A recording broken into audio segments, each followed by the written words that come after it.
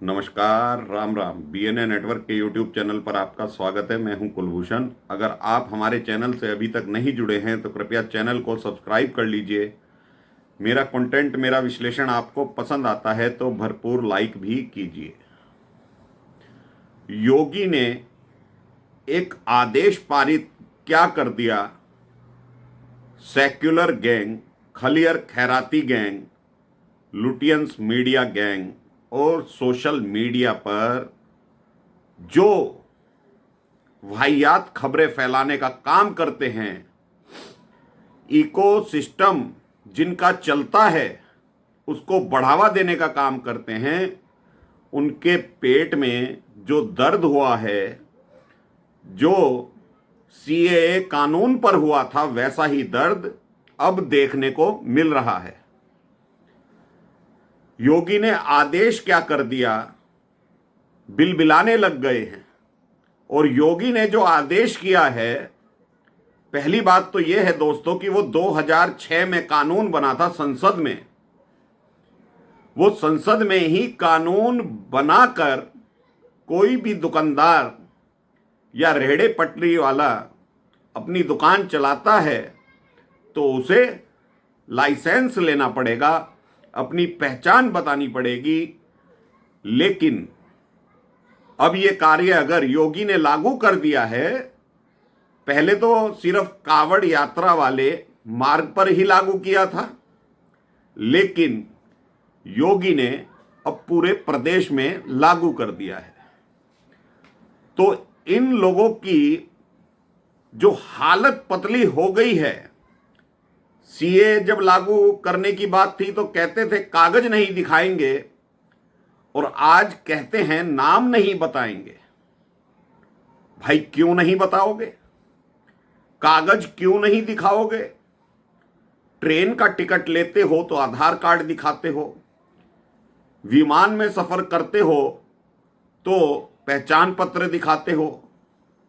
Ticket जब ही जारी होती है ना, स्कूल में जाते हो तो वहां पर तो माँ बाप के भी आधार कार्ड लगते हैं, लेकिन दुकान चलाते हो वहां पर अपना नाम बदलकर कार्य करते हो। ये कौन सा ईमान है तुम्हारा? जिस धर्म की आप बात करते हो कि हम अपने ईमान के पक्के हैं, तो उसमें तुम झूठ बोलकर कार्य क्यों करते हो? पहचान छुपाकर कार्य क्यों करते हो? ये तो अब हिंदुस्तान में चर्चा होनी ही चाहिए। 1947 में जब देश आजाद हुआ था तो कुछ लोगों ने यह डिमांड रखी कि हिंदू और मुसलमान एक साथ नहीं रह सकते, तो मुसलमानों ने अपना अलग देश मांग लिया था। भाई उस वक्त क्या तकलीफ थी? जो आज तकलीफ है वही तकलीफ इनको उस वक्त थी कि ये हिंदुओं के साथ रहना नहीं चाहते, गजवाए हिंद करना चाहते हैं, अपने देश को अपना देश ना समझकर शरिया का कानून चलाना चाहते हैं। तो तुम्हें तो तुम्हारा पाकिस्तान उसी वक्त दे दिया गया था जब तुम लोगों ने ये कहा था कि हम हिंदुओं के साथ नहीं रह सकते, हमारा रीति रिवाज अलग है, हमारी बोलचाल अलग है। लेकिन उन्हीं की कुछ संतान जब इस देश में रह गई भाईचारे के नाम पर, और कुछ कांग्रेसियों ने उनको जबरदस्ती रोक लिया, जवाहरलाल नेहरू ने अपनी सरकार में उनको ओहदे दे दिए, तो उनका मनोबल फिर से बढ़ता चला गया। और वो लोग भाईचारे की वजह से नहीं रहे थे, उनका प्री प्लान काम था कि हम रहेंगे, आबादी बढ़ाएंगे, फिर से एक देश की डिमांड करेंगे। लेकिन कांग्रेस समझने में नाकाम रही। 60 वर्षों तक कांग्रेस ने सत्ता का सुख भोगा, फिर भी वो जो समाज है जिसे मुस्लिम समाज कहा जाता है, सिर्फ वोट बैंक के लिए कांग्रेस ने उसका इस्तेमाल किया, कभी राष्ट्रभक्ति की भावना उस समाज के अंदर जागृत नहीं की। आज जब भाजपा के 3 धुरंधर आदित्यनाथ योगी मुख्यमंत्री उत्तर प्रदेश, हेमंत बिस्व शर्मा आसाम के मुख्यमंत्री और शुभेंदु अधिकारी चर्चाओं में आ गए हैं, बंगाल के नेता सीधा सीधा चैलेंज कर दिया है मोदी को, सीधा सीधा चैलेंज कर दिया है विपक्षियों को और सीधा सीधा चैलेंज कर दिया है उन लोगों को जो कहते हैं कि हमारा अधिकार है इस देश पर, हम शरिया कानून लागू करेंगे। तो शुभेंदु अधिकारी ने 3 दिन पहले क्या कहा? जिनका साथ उन्हीं का विकास। और ये बातें वो किसी समाज को नहीं कह रहे थे, वो ये बातें अपने मुखिया नरेंद्र मोदी को कह रहे थे, जो पासमानदा पासमानदा पासमानदा कर रहे थे 10 सालों से। तो नरेंद्र मोदी जो नारा दिया करते थे सबका साथ सबका विकास, उसकी 3 नेताओं ने धज्जियां उड़ाकर रख दी। और अगर इस कार्यकाल में नरेंद्र मोदी ने यह नारा उठाने की भी कोशिश करी तो इसी पार्टी में विस्फोट होगा, हिंदू जनमानस में विस्फोट होगा। जो 15% की आबादी है और 35% हिस्सा लेती है सरकारी योजनाओं का और वोट नहीं करती और कहते हैं हमने तो मोदी से बदला ले लिया, तो उनके लिए योजनाएं क्यों लागू की गई? और वो लोग योजनाएं क्यों ले रहे थे? वहां तो सर्टिफिकेट दिखा रहे थे, वहां तो कागज भी दिखा रहे थे, वहां तो नाम भी बता रहे थे, लेकिन वो आदेश योगी महाराज लागू कर देते हैं तो बिलबिलाने लगते हैं, नहीं दिखाएंगे कागज, नहीं पहचान बताएंगे, क्योंकि रोजगार चौपट हो जाएगा। हिंदू जनमानस जिस दिन यह फैसला कर लेगा कि वो हिंदुओं से ही कार्य करवाएगा, हिंदुओं से ही सामान लेगा, तो ये जो नाम छुपाने वाले हैं, अपनी पहचान छुपाने वाले हैं, इन लोगों का बोरिया बिस्तर बन जाएगा। एक रिक्शे वाला पैसे कमाता है और जकात में भी पैसा देता है और योजनाओं का लाभ लेता है मोदी से, आतंकवाद के लिए पैसा देता है अपनी कमाई में से, और जो राष्ट्रवादी लोग हैं जो टैक्स का पैसा देते हैं सरकार को, उसी सरकार से मकान लेता है, राशन लेता है, अन्य योजनाओं का लाभ उठाता है। तो 3 धुरंधरों ने अब इनकी पोल खोलना शुरू कर दी है, चाहे उसमें अमित शाह भी हो, नरेंद्र मोदी भी हो, आरएसएस भी हो। अब और ये 3 लोग धुरंधर तो ये मोदी के ही हैं। राष्ट्रवाद की परिभाषा इन्होंने मोदी से ही पढ़ी है और मोदी का ये लोग गुणगान भी करते हैं। तो मोदी को इन्होंने समझा दिया है कि आप शांत रहिए, अब जो करना है, अब नीचे की पॉलिटिक्स हम लोग करेंगे। हेमंत बिस्व शर्मा ने मदरसों पे चाबुक चला दिया। जो मदरसे आसाम में थे उनको स्कूलों में कन्वर्ट कर दिया। जहां पर जिहाद की तैयारी चलती थी उस पर बुलडोजर चलवा दिया, वो हेमंत बिस्व शर्मा हैं। और जो लोग कहते थे हम तो 35-40% हैं आसाम में, उनकी नाक में नकेल डाल दी। और जो आज भी ये समझते हैं 15% होने के बावजूद कि हम 2029 में सत्ता पलट देंगे तो 35 से 40% जहां ये आबादी रहती है वहां पर हेमंत विश्व शर्मा अपने बलबूते पर आते हैं और कहते हैं मुझे तुम्हारा वोट ही नहीं चाहिए।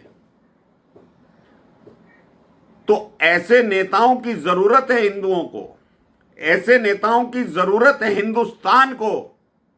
लेकिन जो सेक्युलर हिंदू है उसको बदलना पड़ेगा। जो कभी कभी राहुल गांधी के जनेऊ पे बहक जाता है, कभी कभी राहुल गांधी के खटाखट के बहकावे में आ जाता है, और जो कभी कभी राहुल गांधी की संविधान की किताब देखकर समझता है कि मोदी आरक्षण खत्म कर देगा। अरे भाई, आरक्षण तुम्हारा मोदी का बाप भी खत्म नहीं कर सकता। और आरक्षण कोई संविधान में नहीं लिखा है। आरक्षण तुम्हें दिया जा रहा है, दिया जाता रहेगा। लेकिन तुम इन लोगों की बातों में आकर, जिनकी कोई औकात नहीं छोड़ी मोदी ने, उन्हें 99 सीट जितवा दी। और वो आज भी खुश होते हैं कि 100 में से 99 लाए हैं। उनको ये मालूम नहीं है 543 में 99 आए हैं, और वो व्यक्ति आज विदेश में है, देश में नहीं है। संसद का सत्र जब शुरू होगा, मानसून सत्र, उसमें अपनी शक्ल दिखाने आएगा, सफेद रंग की टी शर्ट पहनकर आएगा और हिंदुओं को गाली देगा, मोदी की आलोचनाएं करेगा। बंगाल में संविधान की किताब लेकर नहीं घूमते ये लोग, जहां पर हिंदुओं को सरेआम मारा जाता है, शरिया का राज बताया जाता है, सुप्रीम कोर्ट भी आंखें मूंदा बैठा हुआ है। तो ऐसे जो समीकरण बनकर अब आ गए हैं देश के अंदर, अगर ये 3 धुरंधर अपनी पर आ जाएंगे तो हिंदू समाज फिर से जागृत होगा। और इन्होंने वो नैरेटिव ध्वस्त कर दिया है जो पिछले 1 महीने से विपक्ष चिल्ला रहा था कि हम जीत गए, हम जीत गए। आज 1 हफ्ते से योगी आदित्यनाथ मीडिया पर छाए हुए हैं, उनका आदेश छाया हुआ है। दुकानदारों ने अपनी दुकानों के नाम बदल दिए हैं, पहचान बतानी शुरू कर दी है।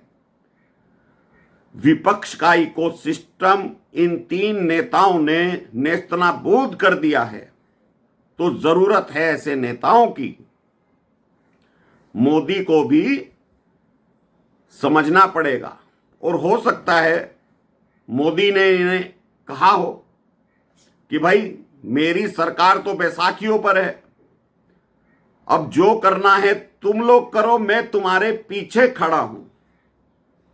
क्योंकि मोदी भी असली राजनीतिज्ञ है।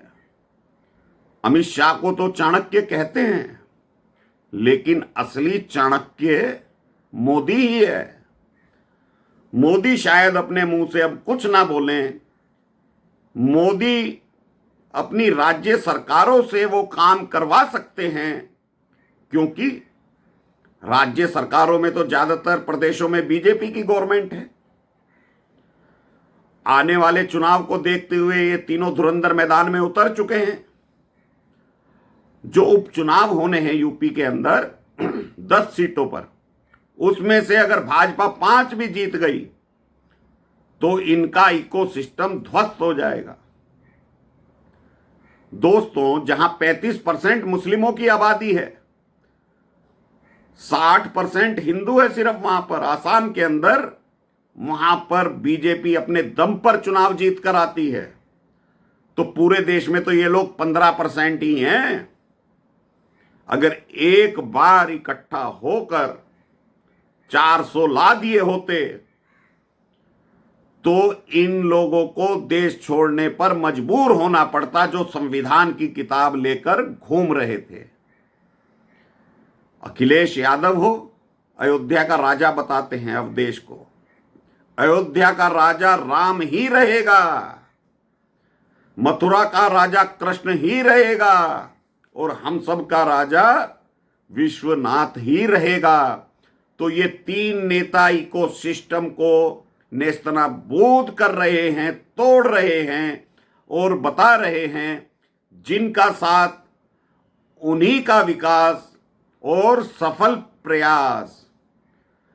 जो घर मोदी सरकार ने 35% मुस्लिम आबादी को दिए हैं, अगर दलितों को और पिछड़ों को दिए होते वो 35 के 35, तो मोदी वाकई 400 पार हो जाता। लेकिन मोदी की गलत नीतियां मोदी को 240 पर लेकर आई हैं।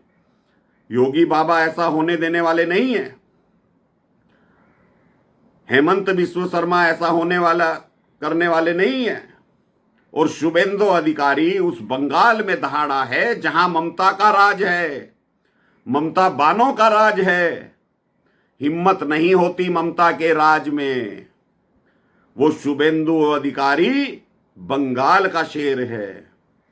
तो दोस्तों, जो लोग राष्ट्रवादी हैं उनको समर्थन करना चाहिए, ऐसे नेताओं का साथ देना चाहिए, सोशल मीडिया पर देना चाहिए, तो उनको अत्यधिक बल मिलेगा। तो अभी के लिए इतना ही। मेरा कंटेंट, मेरा विश्लेषण आपको पसंद आता है तो भरपूर लाइक कीजिए, चैनल को सब्सक्राइब कर लीजिए। धन्यवाद। नमस्कार। भारत माता की जय।